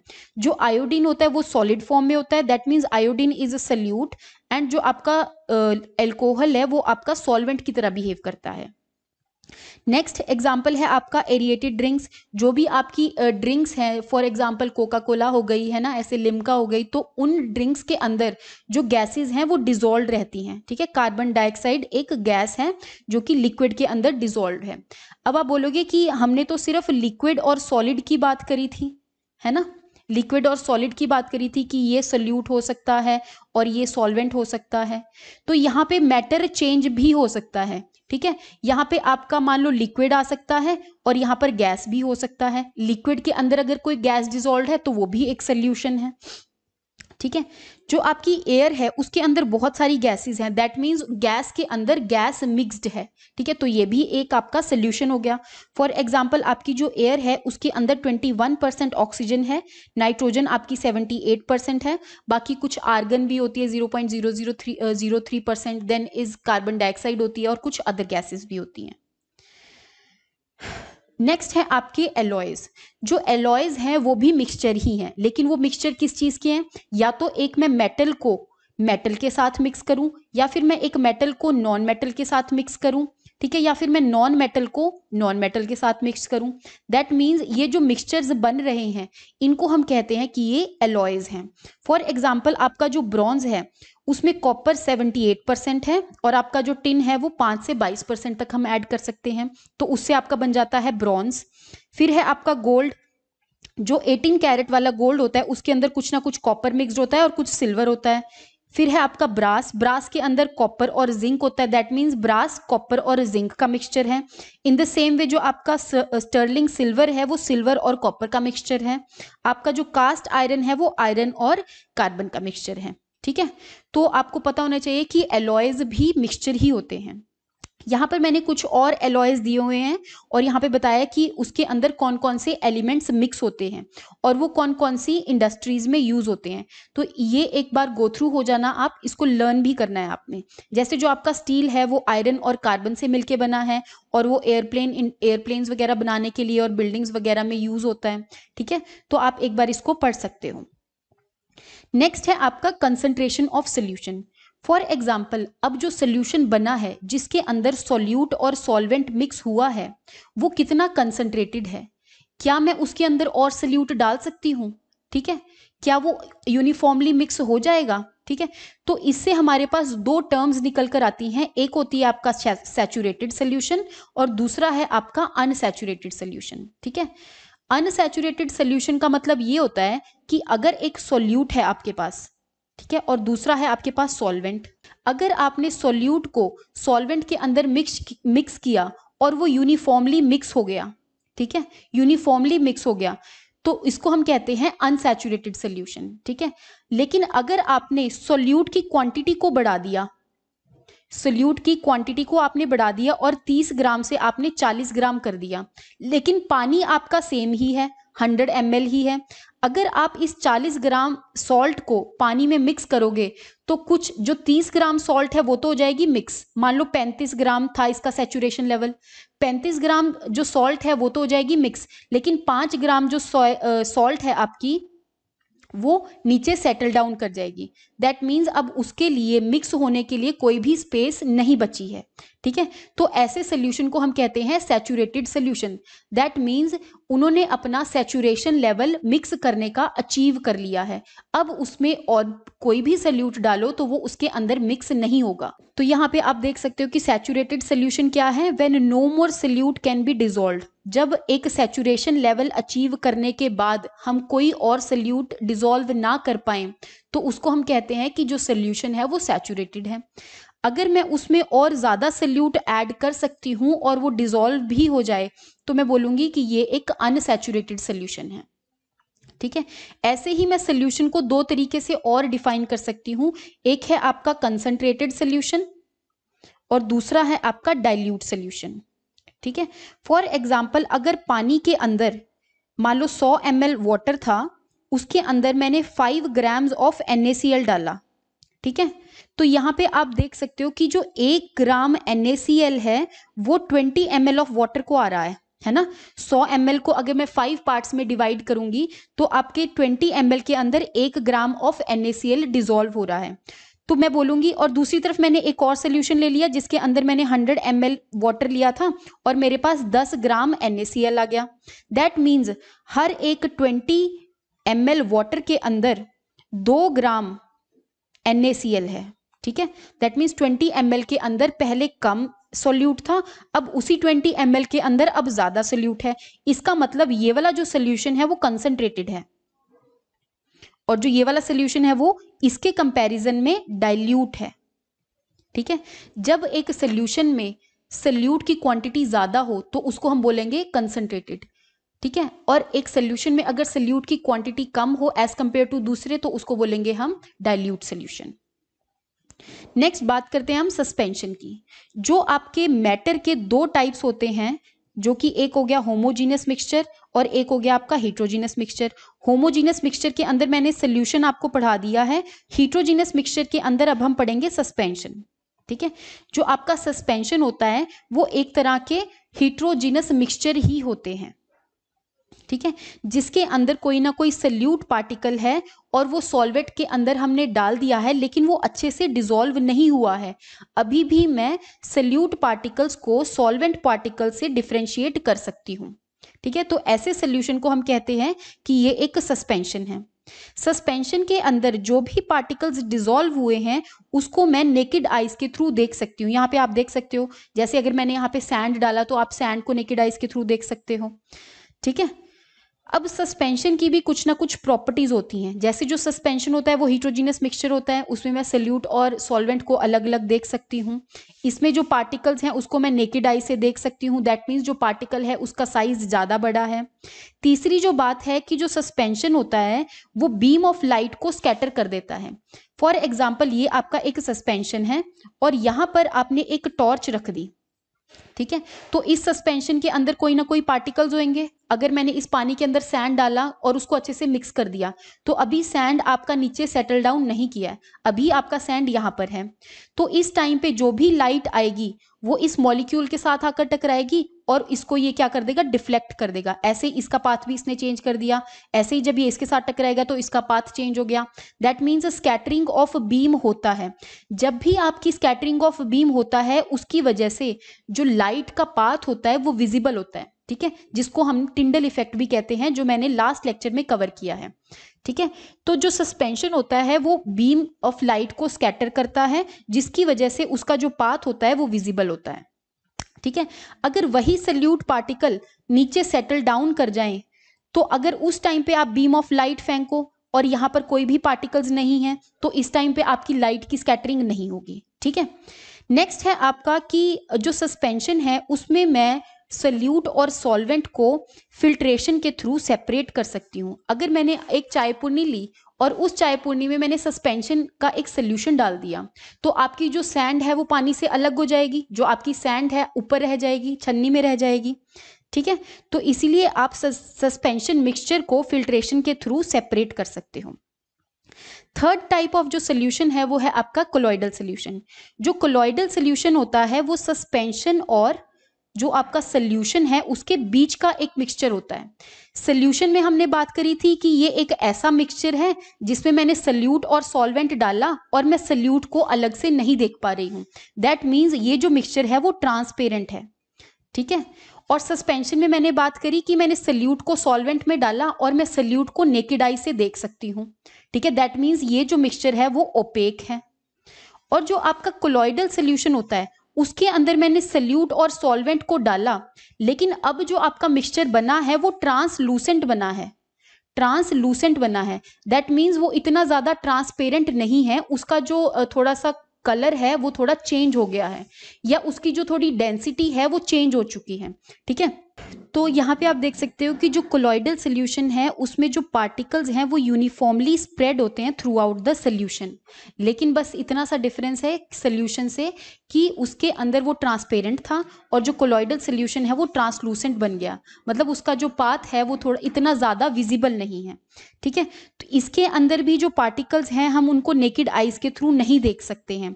फॉर एग्जाम्पल अगर आपने मिल्क के अंदर वाटर डाला तो ये एक कोलॉइडल सोल्यूशन है। जैसे आप मिल्क देखते हो नॉर्मल, उस मिल्क के अंदर क्रीम होती है, जैसे जैसे आप क्रीम को अलग करते रहते हो वैसे वैसे आपकी जो मिल्क की विस्कोसिटी है वो डिक्रीज होती रहती है, ठीक है। तो कोलॉइडल सोल्यूशन कुछ ऐसा सोल्यूशन होता है। तो कोलॉइडल सोल्यूशन की क्या प्रॉपर्टीज हैं? जो कोलॉइडल सोल्यूशन है वो भी एक हेट्रोजीनस मिक्सचर ही है, जैसे मैंने बोला ना कि सोल्यूशन होमोजीनस है और जो बाकी के दो हैं कोलॉइडल सोल्यूशन और सस्पेंशन सोल्यूशन, ये दोनों क्या हैं? हेट्रोजीनस मिक्सचर हैं। इसमें जो साइज ऑफ पार्टिकल है वो बहुत ज़्यादा स्मॉल होता है, बस हम उसको देख नहीं सकते, लेकिन सस्पेंशन वाले में हम देख सकते थे, ठीक है। कोलॉइड्स में जो पार्टिकल्स होते हैं वो बीम ऑफ लाइट को स्कैटर कर सकते हैं, इसका मतलब कोलॉइडल सोल्यूशन के अंदर हम टिंडल इफेक्ट को देख सकते हैं, ठीक है। नेक्स्ट है आपका कि कोलॉइडल और सस्पेंशन में बस इतना डिफरेंस हुआ कि उसके अंदर जो पार्टिकल्स है वो सेटल डाउन हो जाएंगे सस्पेंशन में, लेकिन कोलॉइडल में सेटल डाउन नहीं हुए। अगर ये सेटल डाउन नहीं हुए इसका मतलब मैं इसको फिल्ट्रेशन प्रोसेस के थ्रू सेपरेट नहीं कर सकती, इसका मतलब मुझे कुछ और टेक्निक्स चाहिए इनको सेपरेट करने के लिए।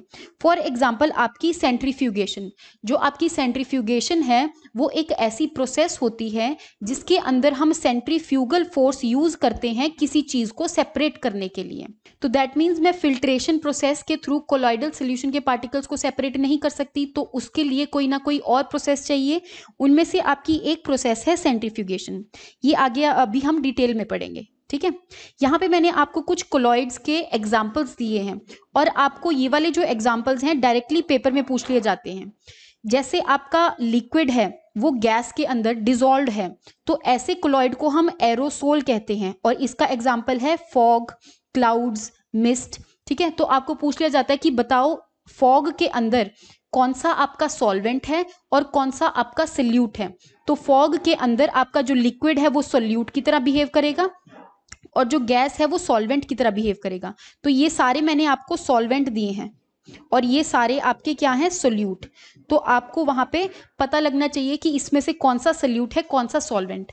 फॉर एग्जाम्पल अगर आपको क्वेश्चन आया कि बताओ स्मोक में से सॉल्वेंट क्या है और सोल्यूट क्या है, तो जो आपकी गैस है वो सॉल्वेंट है और उसके अंदर कोई डस्ट के पार्टिकल्स हैं तो वो आपके सॉलिड हो गया, ठीक है। तो वो क्या हो गया? सोल्यूट हो गया। In the same way milk के अंदर लिक्विड और जो आपके सल्यूट और सॉल्वेंट होते हैं वो दोनों ही लिक्विड होते हैं, ठीक है। ऐसे ही आपकी जो एयर है उसके अंदर सल्यूट और सॉल्वेंट दोनों ही गैसेस होते हैं, ठीक है। और इनके कुछ ना कुछ नाम हैं, जैसे अगर मैं लिक्विड को लिक्विड में डिसॉल्व करूंगी तो उसको हम बोलेंगे इमल्शन। ऐसे ही अगर मैं सॉलिड को लिक्विड में डिसॉल्व करूंगी तो उसको सोल बोलते हैं। ऐसे ही आपकी जो गैस है अगर वो सॉलिड में डिसॉल्व हो जाए तो उसको हम फोम कहते हैं। अगर लिक्विड आपका सॉलिड में डिसॉल्व हो तो उसको हम जेल कहते हैं, ठीक है। तो ये आपके कुछ एग्जांपल्स हो गए और इसमें से बहुत सारे क्वेश्चंस बनेंगे आपके। नेक्स्ट है आपका कि अगर एक मिक्सचर को मैंने सेपरेट करना है तो मैं किस किस तरीके से कर सकती हूँ। या तो मैं इसकी फिजिकल सेपरेशन कर सकती हूँ, और स्पेशली जो भी आपका मिक्सचर है, मान लो आपका हिट्रोजीनस मिक्सचर है, उसके अंदर जो पार्टिकल्स हैं अगर वो बड़े साइज के हैं तो उसको मैं फिजिकल मेथड से सेपरेट कर सकती हूँ। फॉर एग्जांपल मैं सीविंग से सेपरेट कर सकती हूँ, उसको छान सकती हूँ, फिल्ट्रेशन कर सकती हूँ, या फिर मैं हाथ से निकाल सकती हूँ, ठीक है। जो आपकी विनोइंग वगैरह होती है वो इसी मेथड से होती है, ठीक है। और कुछ और मेथड्स हैं, जैसे आपकी अगर कोई एक सब्सटेंस है, फॉर एग्जांपल आपके राइस हैं, उसके अंदर आपकी आयरन नेल्स, बहुत ज़्यादा आयरन नेल्स चली गई है, तो आप क्या कर सकते हो, एक मैग्नेट को उस राइस के नज़दीक ला सकते हो और आपकी जो जितनी भी आयरन नेल्स हैं उस मैग्नेट के साथ चिपक जाएंगी और राइस जो हैं वो आयरन नेल से अलग हो जाएंगे, ठीक है। तो ये कुछ फिजिकल मेथड्स हो गए जिससे मैं एक मिक्सचर के अंदर पार्टिकल्स को सेपरेट कर सकती हूँ। अब कुछ एप्लीकेशंस हैं और किस किस चीज़ में कौन कौन सी प्रोसेस यूज़ होती हैं ये हम देखेंगे। फॉर एग्जांपल अगर आपने डाई को सेपरेट करना है तो आपको पता है कि डाई जो होती है उसके अंदर कलर होता है और पानी होता है। तो आप क्या करोगे, अपनी डाई को या फिर अपनी जो इंक है उसको यहाँ पर रख दोगे, एक वॉच ग्लास में रख दोगे, और नीचे आपने एक बीकर रख दिया जिसके के अंदर क्या था, पानी था। जब उसको आपने हीट प्रोवाइड करी तो ये बीकर के अंदर पानी गर्म होगा और ये जो आपकी काइनेटिक एनर्जी है, मतलब ये जो टेम्परेचर इंक्रीज हो रहा है, ये इस इंक को भी मिलेगा और इस इंक में से आपका जो वाटर है वो इवेपोरेट हो जाएगा और आपकी जो नीचे डाई है वो रह जाएगी, ठीक है। तो ऐसे आप डाई को वाटर से अलग कर सकते हो through the process of evaporation. Next है आपका कि अगर मैंने मिल्क में से क्रीम को सेपरेट करना है तो मुझे पता है कि जो क्रीम है उसकी डेंसिटी कम होती है, ठीक है, तो इसीलिए वो ऊपर फ्लोट करने लग जाती है, और जो मिल्क है उसकी डेंसिटी ज़्यादा होती है तो वो इसलिए नीचे रह जाता है। तो इन दोनों को सेपरेट करने के लिए मैं सेंट्रीफ्यूगेशन की प्रोसेस यूज़ कर सकती हूँ। अब सेंट्रीफ्यूगेशन क्या होता है? सेंट्रीफ्यूगेशन का मतलब होता है कि किसी चीज़ को मैंने सर्कुलर मोशन में घुमाया, ठीक है, उसके ऊपर सेंट्रीफ्यूगल फोर्स लग रही है, वो उसको मैं सर्कुलर मोशन में घुमाती जा रही हूँ, उसकी वजह से एक सॉल्यूशन के अंदर जो अलग अलग डेंसिटी के पार्टिकल्स हैं वो सेपरेट हो जाएंगे। जो कम डेंसिटी के हैं वो ऊपर आ जाएंगे और जो ज़्यादा डेंसिटी के हैं वो नीचे चले जाएंगे। जैसे जो आपके घरों पे मंधानी यूज़ होती है वो भी इसी बेस पे यूज़ होती है, आप उसको घुमाते रहते हो, है ना, वो सर्कुलर मोशन में मूव करती है और धीरे धीरे आपका जो मक्खन है लस्सी में से, दही में से जो मक्खन है वो आपका बाहर आ जाता है, ठीक है। तो वहाँ पे भी आपकी सेंट्रीफ्यूगेशन प्रोसेस यूज़ होती है। इसके कुछ और एप्लीकेशंस हैं, फॉर एग्जांपल लेबोरेटरीज के अंदर जो ब्लड और यूरिन टेस्ट वगैरह होते हैं, तो उसमें से अगर मैंने ब्लड में से सीरम को सेपरेट करना हो एज कंपेयर टू जो भी उसके ब्लड के अंदर कॉर्पसल्स होते हैं, कॉर्पसल्स मतलब जो भी ब्लड के सेल्स होते हैं, जैसे रेड ब्लड सेल्स हो गया, वाइट ब्लड सेल्स हो गया, अगर मैंने उसको सेपरेट करना है तो मैं एक सेंट्रीफ्यूगेशन मशीन में उसको रखती हूँ, टेस्ट ट्यूब को, और उसको मैं सर्कुलर मोशन में घुमाती हूँ। जैसे ही मैंने सर्कुलर मोशन में घुमाया, क्योंकि जो आपकी सेल्स हैं उसकी डेंसिटी ज़्यादा है तो वो नीचे बैठ जाएगा, और जो आपका सीरम है उसकी डेंसिटी कम है तो वो ऊपर रह जाएगा। इन द सेम वे जो डेयरीज में बटर और क्रीम निकालने के लिए भी यही वाली प्रोसेस यूज होती है। आपकी जो वॉशिंग मशीन है वो भी सेंट्रीफ्यूगेशन प्रोसेस के ऊपर ही बेस्ड है। आप वॉशिंग मशीन के अंदर, ड्रायर के अंदर कपड़े वगैरह डालते हो तो बहुत ही ज़्यादा सर्कुलर मोशन में हाई स्पीड पे घूमती है, जिसकी वजह से आपका जो पानी है जिसकी की डेंसिटी ज़्यादा है तो वो नीचे निकल जाता है और आपके जो कपड़े हैं वो सूख जाते हैं, ठीक है। नेक्स्ट है आपका कि अगर एक ऐसा मिक्सचर हो जिसके अंदर सॉल्ट और कैम्फर हो तो उसको मैं कैसे सेपरेट कर सकती हूँ? तो इसको मैं सेपरेट कर सकती हूँ सब्लिमेशन प्रोसेस की वजह से। सब्लिमेशन का मतलब मैंने आपको समझाया था कि अगर मैं एक सॉलिड को डायरेक्टली गैसेस फॉर्म में कन्वर्ट कर रही हूँ तो इस प्रोसेस को मैं कहती हूँ सब्लिमेशन। फॉर एग्जाम्पल जो आपकी कैम्फर है, जो आपकी कपूर होती है, उसको मैं डायरेक्टली गैसियस फॉर्म में कन्वर्ट कर देती हूँ। ठीक है, अगर उस कैम्फर के अंदर सॉल्ट मिक्स हो जाए तो उसको मैं हीट प्रोवाइड करूंगी, उसको एक बीकर में डालूंगी और उसको मैं हीट प्रोवाइड करूंगी, तो आपकी जो कैम्फर है वो गैसियस फॉर्म में कन्वर्ट हो जाएगी और आपकी जो सॉल्ट है वो नीचे रह जाएगी। ठीक है, ऐसे ही और बहुत सारे सब्सटेंसेस है, जैसे आपका नेफ्थलीन हो गया, वो भी डायरेक्टली गैसियस फॉर्म में कन्वर्ट हो सकता है। एंथ्रासीन हो गया, अमोनियम क्लोराइड हो गया। ठीक है, तो ये ऐसे सॉलिड्स हैं जो कि डायरेक्टली गैसियस फॉर्म में कन्वर्ट हो सकते हैं। नेक्स्ट है आपका कि जो आपकी डाई है, जैसे मैंने आपको पहला एग्जांपल बताया था, उसमें मैंने डाई को वाटर से सेपरेट करना बताया था। ठीक है, यहाँ पर मुझे पता है कि डाई के अंदर अलग अलग कलर्स होते हैं। अगर मैंने उन अलग अलग कलर्स को सेपरेट करना है तो इसको मैं सेपरेट कर सकती हूँ क्रोमेटोग्राफी से। क्रोमेटोग्राफी एक ऐसी प्रोसेस होती है जिसके अंदर हम सल्यूट की डिसॉल्विंग पावर को यूज करते हैं। इसका मतलब एक सल्यूट अगर किसी पानी में डाल दिया जाए तो वो पहले डिसॉल्व हो जाएगा या थोड़ी देर बाद होगा, इस बेस पर मैं पार्टिकल्स को सेपरेट कर सकती हूँ। ठीक है, फॉर एग्जाम्पल आपके पास एक बीकर है, उसके अंदर यहाँ पे पानी है। ठीक है, आपने एक पेपर लिया और उस पेपर पे आपने इंक का एक स्पॉट लगा दिया। ठीक है, मान लो ब्लैक इंक थी आपकी। अब मुझे पता है कि जो ब्लैक इंक है वो डिफरेंट डिफरेंट कलर्स से बनती है ना। अगर मैंने इस ब्लैक इंक में से अलग अलग कलर्स को सेपरेट करना हो तो मुझे पता है कि हर एक कलर पानी में अलग टाइम पर डिसॉल्व होता है। तो होगा क्या, यहां से जो पानी है वो ऊपर मूव करेगा, इस पेपर में एब्जॉर्ब होगा, कैपिलरी एक्शन के थ्रू ऊपर मूव करेगा, और जैसे जैसे ब्लैक इंक के अलग अलग कलर पानी में डिसॉल्व होते रहेंगे तो मुझे वहां वहां पे उनके स्पॉट्स मिलते रहेंगे। फॉर एग्जाम्पल जो आपका पिंक कलर है वो पानी में पहले डिसॉल्व हो गया और वो कैपिलरी एक्शन में ऊपर मूव करके मुझे उसका स्पॉट यहाँ पर मिला। इन द सेम वे आपका ब्लू कलर हो गया, पर्पल हो गया, ऑरेंज हो गया, और येलो जो है आपका सबसे लेट पानी में डिसॉल्व हुआ। ठीक है, तो ये थी आपकी क्रोमेटोग्राफी की प्रोसेस। अब जो क्रोमेटोग्राफी है उसकी बहुत सारी एप्लीकेशंस है, हम उसको ज़्यादातर हर एक इंडस्ट्री में यूज़ करते हैं। अगर आपको पूछा जाए कि बताओ क्रोमेटोग्राफी कहाँ कहाँ पे यूज़ होती हैं, तो आपके almost all of the option जो है वो करेक्ट होंगे। ठीक है, जैसे आपके फार्मास्यूटिकल इंडस्ट्री में यूज़ होती है, फूड एंड बेवरेजेस में, केमिकल इंडस्ट्री में, फोरेंसिक साइंसेज में, इन्वायरमेंट में। यहाँ पे एक और एग्जाम्पल हम देखते हैं। फॉर एग्जाम्पल ये एक प्लांट है। ठीक है, हमें पता है एक प्लांट के अंदर क्लोरोफिल होता है। ठीक है, अलग अलग पिगमेंट्स होते हैं, जैसे क्लोरोफिल ए हो गया, बी हो गया, कैरेटिनॉइड्स हो गया, ज़ैंथोफिल्स हो गया। ठीक है, ये अलग अलग कुछ पिगमेंट्स हैं। ऐसे ही मैंने क्या किया, एक मोटर पेसल लिया, उसके अंदर मैंने प्लांट को अच्छे से ग्राइंड कर लिया। अब मैंने क्या किया, उसकी एक डॉट इस पेपर पर लगा दी और नीचे यहाँ पे मैंने क्या किया, पानी भर दिया। यहाँ पर हम पानी भी भर सकते हैं या फिर हम एक पर्टिकुलर सॉल्वेंट भी ले सकते हैं जिसके अंदर ये पिगमेंट डिसॉल्व हो जाए। तो यहाँ पर मैंने एसीटोन ले लिया। ठीक है, तो धीरे धीरे क्या होएगा, ये पानी इस पेपर में एब्जॉर्ब होगा और ऊपर कैपिलरी एक्शन के थ्रू ऊपर मूव होना शुरू होगा।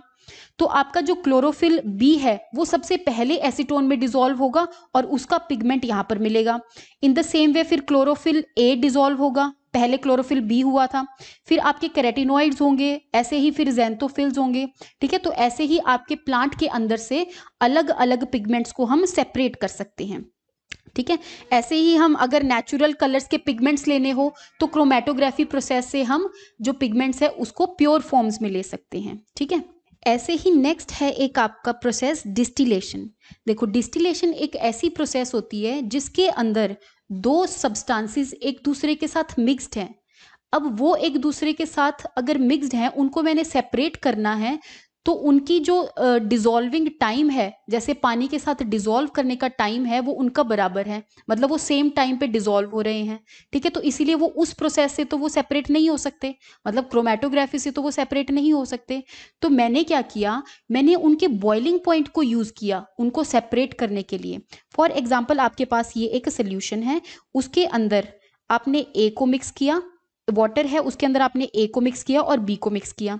मुझे पता है कि जो ए है वो 100 डिग्री सेल्सियस पर गैशियस फॉर्म में कन्वर्ट हो जाएगा और जो बी है वो 120 डिग्री सेंटीग्रेड्स पर गैशियस फॉर्म में कन्वर्ट होगा। तो मैं क्या करूंगी, इसको टेम्परेचर देना शुरू करूंगी। जैसे ही मैंने टेम्परेचर दिया, जैसे ही 100 डिग्री सेंटीग्रेड्स आया, तो मेरा जो ए है यहाँ से इवेपोरेट हो जाएगा और मैं साइड में इसको किसी और वेसल में कलेक्ट कर लूंगी। ठीक है, इन द सेम वे जैसे ही 120 डिग्री सेंटीग्रेड्स आया तो मैं बी को किसी और वेसल में कलेक्ट कर लूंगी। ऐसे ही मैं दो मिसिबल लिक्विड्स को सेपरेट कर सकती हूँ by the process of distillation. अब जो आपके डिस्टिलेशन होते हैं, एक तो वो होता है सिंपल डिस्टिलेशन, और जो नेक्स्ट होता है वो है आपका फ्रैक्शनल डिस्टिलेशन। फ्रैक्शनल डिस्टिलेशन का मतलब है कि मैंने डिफरेंट बॉइलिंग पॉइंट्स यूज करे हैं जो कि एक दूसरे से बहुत ही ज्यादा कम है। जैसे अगर आपकी मान लो ऐसा लिक्विड है जिसका एक का बॉइलिंग पॉइंट 100 डिग्री है और दूसरे का बॉइलिंग पॉइंट 101 डिग्री है, तो जब इनके बॉइलिंग पॉइंट में बहुत ही कम डिफरेंस हो, उस टाइम पे मैं फ्रैक्शनल डिस्टिलेशन यूज करूंगी। तो वहां पे मैं एक तरह के फ्रैक्शंस बना देती हूँ ऐसे करके। ये आप देख सकते हो डायग्राम में मैंने फ्रैक्शन से बना दिए हैं। जैसे ही आपका 40 डिग्री होगा तो आपका पेट्रोल साइड पे निकल जाएगा। ठीक है, जैसे ही आपका 110 डिग्री होगा तो आपका नेफ्था साइड पे निकल जाएगा। 180 डिग्री पे आपका केरोसिन बॉयल कर जाएगा, तो ऐसे ही मैं केरोसिन को अलग निकाल सकती हूँ। 260 डिग्री सेंटीग्रेड्स पे मैं डीजल को अलग निकाल सकती हूँ। ठीक है, और जो 340 डिग्री है बाकी का जो रेजिड्यू है उसको अलग निकाल सकती हूँ। तो ये है आपका फ्रैक्शनल डिस्टिलेशन। लेकिन दूसरी तरफ अगर मैं सिंपल डिस्टिलेशन की बात करूं तो उस टाइम पे जो दो लिक्विड्स एक दूसरे में डिसॉल्व हैं उनका जो बॉइलिंग पॉइंट है वो एक दूसरे से बहुत ज़्यादा दूर है। फॉर एग्जाम्पल एक का मान लो 100 डिग्री है और दूसरे का 500 डिग्री है। ठीक है, तो बहुत ज़्यादा दूर है। ऐसी प्रोसेस में मैं सिंपल डिस्टिलेशन यूज़ करती हूँ। ठीक है, तो हम डिस्टिलेशन प्रोसेस कहाँ यूज़ करते हैं? क्रूड ऑयल रिफाइनिंग में, जो अभी मैंने आपको ये चार्ट दिखाया। ठीक है, ओके। नेक्स्ट है, अगर मैंने एयर को कि गैसेस जो हैं, जैसे एयर के अंदर नाइट्रोजन है, ऑक्सीजन है, कार्बन है, अलग अलग गैसेस हैं, अगर मैंने उनको सेपरेट करना हो तो किस वे से सेपरेट करूंगी? तो उनको भी मैं फ्रैक्शनल डिस्टिलेशन से सेपरेट कर सकती हूँ। मैं क्या करूंगी, मेरे पास एयर है, मैंने उसको कंप्रेस कर दिया। कंप्रेस करने का मतलब है कि मैंने उनका वॉल्यूम डिक्रीज कर दिया और उसका प्रेशर इंक्रीज कर दिया। जैसे मैंने आपको पिस्टन के केस में बताया था कि यहाँ पे कुछ मॉलिक्यूल्स हैं, जैसे जैसे मैं इसका वॉल्यूम डिक्रीज करती जाऊंगी इसके मॉलिक्यूल एक दूसरे के नजदीक आते जाएंगे और आपका प्रेशर इंक्रीज हो जाएगा। जब इसका प्रेशर इंक्रीज हो गया, ठीक है, मॉलिक्यूल्स एक दूसरे के नजदीक आए, तो जो आपकी एयर है वो लिक्विड एयर में कन्वर्ट हो जाएगी। ठीक है, जैसे ही वो लिक्विड एयर में कन्वर्ट हुई तो धीरे धीरे मैं उसको टेम्परेचर देना शुरू कर दूंगी। और मुझे पता है एयर के अंदर जो गैसेस हैं, हर एक गैस का अलग टेम्परेचर है, अलग बॉइलिंग पॉइंट है। तो धीरे धीरे आपकी जो गैसेस हैं वो इवेपोरेट होना शुरू हो जाएंगी। ठीक है, जैसे आपका जो ऑक्सीजन है वो -180 डिग्री पे बॉयल करता है, आर्गन इस टाइम पे सेपरेट हो जाएगा। ऐसे तो नाइट्रोजन आपका 196 डिग्रीज पे सेपरेट हो जाएगा। ठीक है, नेक्स्ट जो प्रोसेस है आपकी क्रिस्टलाइजेशन की प्रोसेस। अब क्रिस्टलाइजेशन का मतलब क्या होता है? इसका मतलब ये होता है कि अगर मेरे पास एक सोल्यूशन है, ठीक है, मान लो उसके अंदर मैंने कॉपर सल्फेट डाल दिया। क्या डाला मैंने? कॉपर सल्फेट डाल दिया। ठीक है, और उस सोल्यूशन के अंदर कॉपर सल्फेट के अलावा भी बहुत सारी इम्प्योरिटीज हैं। तो मैं क्या करूंगी, इसको हीट देना शुरू कर दूंगी। जैसे ही मैंने इसको हीट दी तो आपका जो कॉपर सल्फेट है वो क्रिस्टल की फॉर्म्स में बन जाएगा। जैसे ही वो क्रिस्टल की फॉर्म में बना तो वो बाकी की इम्प्योरिटीज से सेपरेट हो जाएगा। इस प्रोसेस को हम कहते हैं क्रिस्टलाइजेशन। दैट मीन्स एक ऐसी प्रोसेस जिसमें सोल्यूशन में से कोई भी एक चीज क्रिस्टल फॉर्म में कन्वर्ट हो जाए, सॉलिड फॉर्म में कन्वर्ट हो जाए, उसको हम कहते हैं क्रिस्टलाइजेशन। तो ऐसे मैं प्योर कॉपर सल्फेट को सेपरेट कर सकती हूँ। अब इसकी भी कुछ एप्लीकेशन है। फॉर एग्जाम्पल ऐसे ही मैं एलम के क्रिस्टल को भी सेपरेट कर सकती हूँ, जो आपकी फिटकरी होती है। अगर उसके अंदर कोई इम्प्यूरिटीज आ गई हैं, ठीक है, तो आपने क्या किया, मान लो आपके पास क्रश्ड एलम है, ठीक है, आपके उसके अंदर कोई और इम्प्यूरिटीज ऐड हो चुकी हैं, तो आपने क्या किया, उस एलम के अंदर पहले पानी डाला और उसको धीरे धीरे आपने वॉच ग्लास के ऊपर रख के उसको हीट प्रोवाइड करनी शुरू करी। जैसे ही आप उसको हीट प्रोवाइड करोगे तो धीरे धीरे आपकी जो एलम है वो क्या हो जाएगी, क्रिस्टल फॉर्म में कन्वर्ट हो जाएगी। ठीक है, आपके एलम के जो क्रिस्टल है वो साइड पर निकल जाएंगे और इम्प्यूरिटीज अलग हो जाएंगी। ठीक है, नेक्स्ट हम बात करते हैं फिजिकल और केमिकल चेंज की। तो इसके रिगार्डिंग आपको ये पता होना चाहिए कि फिजिकल और केमिकल चेंज में क्या डिफरेंस है। आपको डायरेक्टली पूछ लिया जाता है कि बताओ अगर मैं एक कैंडल को बर्न कर रही हूं तो ये एक फिजिकल प्रोसेस है या एक केमिकल प्रोसेस है। तो देखते हैं कि क्या डिफरेंस है। जो फिजिकल प्रोसेस है वो एक ऐसी प्रोसेस होती है जिसके अंदर मैंने दो चीज़ों को मिक्स तो किया, लेकिन उसकी वजह से कोई नया सब्सटेंस नहीं बना। ठीक है, फॉर एग्जाम्पल मान लो मेल्टिंग ऑफ आइस हो गया। ठीक है, आइस थी, उसको थोड़ी थोड़ी हीट मिली और धीरे धीरे वो लिक्विड फॉर्म में कन्वर्ट हुआ, कोई रिएक्शन तो नहीं हुई ना। ठीक है, तो आपका कोई नया सब्सटेंस नहीं बनेगा। ठीक है, लेकिन दूसरी तरफ अगर मैं केमिकल चेंज को देखूं तो इसमें आपके नए सब्सटेंसेस बनेंगे। जैसे आपकी वुड है, वुड के अंदर सेल्यूलोज होता है। जैसे जैसे आप उसको हीट प्रोवाइड करोगे, जैसे जैसे आप उसको बर्न करोगे, तो जो आपकी वुड की सेल्यूलोज है, ठीक है, वो सेल्यूलोज में से कार्बन अलग हो जाएगा, हाइड्रोजन अलग हो जाएगा, ऑक्सीजन अलग हो जाएगा। ठीक है, तो आपकी जो बर्निंग ऑफ वुड है वो एक केमिकल चेंज है। ठीक है, फिजिकल चेंज के अंदर मास चेंज नहीं होता। जितनी आइस थी उसका जितना मास था और वाटर है उसका भी मास सेम रहेगा। लेकिन आपकी केमिकल चेंज के अंदर मास चेंज हो जाता है। जितना आपका वुड का मास था, मान लो वुड का वेट ज़्यादा था, लेकिन जो उससे आपकी रिएक्शन से जो बाकी की प्रोडक्ट्स बने हैं उनका जो मास है वो कम है। ठीक है, जो आपका फिजिकल चेंज है उसके अंदर ना तो एनर्जी एब्जॉर्ब होती है ना ही एनर्जी रिलीज होती है।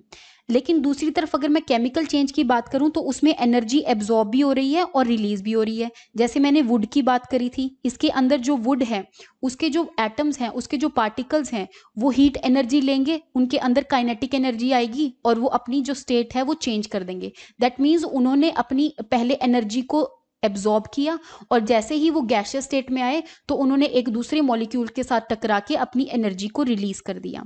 यहाँ पे जो मेल्टिंग ऑफ आइस है, हम इसको ये कहते हैं कि जैसे जैसे ये टेम्परेचर लेती है या जैसे जैसे ये एनर्जी लेती है वो लिक्विड फॉर्म में कन्वर्ट हो जाती है। आपने मेल्टिंग ऑफ आइस का एक्सेप्शन याद रखना है कि ऐसे तो जो आइस है वो एनर्जी लेती है, लिक्विड में कन्वर्ट होती है, लेकिन मेल्टिंग ऑफ आइस में आपकी कंपोजिशन चेंज नहीं होगी। मतलब पहले भी वो पानी था, अब भी वो H2O ही रहेगा। ठीक है, तो ये आपकी एक फिजिकल प्रोसेस है। नेक्स्ट है आपका कि जो फिजिकल चेंज है उसका जो नेचर होता है वो रिवर्सिबल होता है। दैट मीन्स अगर एक बार आइस क्यूब पानी में कन्वर्ट हुआ तो अगर मैं उसको टेम्परेचर लो करूंगी तो वो दोबारा से आइस क्यूब में कन्वर्ट हो सकता है। लेकिन जो आपका केमिकल चेंज है वो इरिवर्सिबल होता है। एक बार अगर मैंने लकड़ी को जला दिया तो उससे, उस जली हुई लकड़ी से मैं दोबारा से लकड़ी नहीं बना सकती। ठीक है, तो आपके इसके कुछ एग्जाम्पल है, जैसे ग्लोइंग ऑफ बल्ब हो गया, सब्लिमेशन ऑफ कैम्फर हो गया, अभी जो मैंने कपूर जलाई थी, अब दोबारा से अगर मैं उसके गैस मॉलिक्यूल्स को इकट्ठा करके कंप्रेस कर दूं तो वो दोबारा से क्या बन जाएगा, कैम्फर बन जाएगा।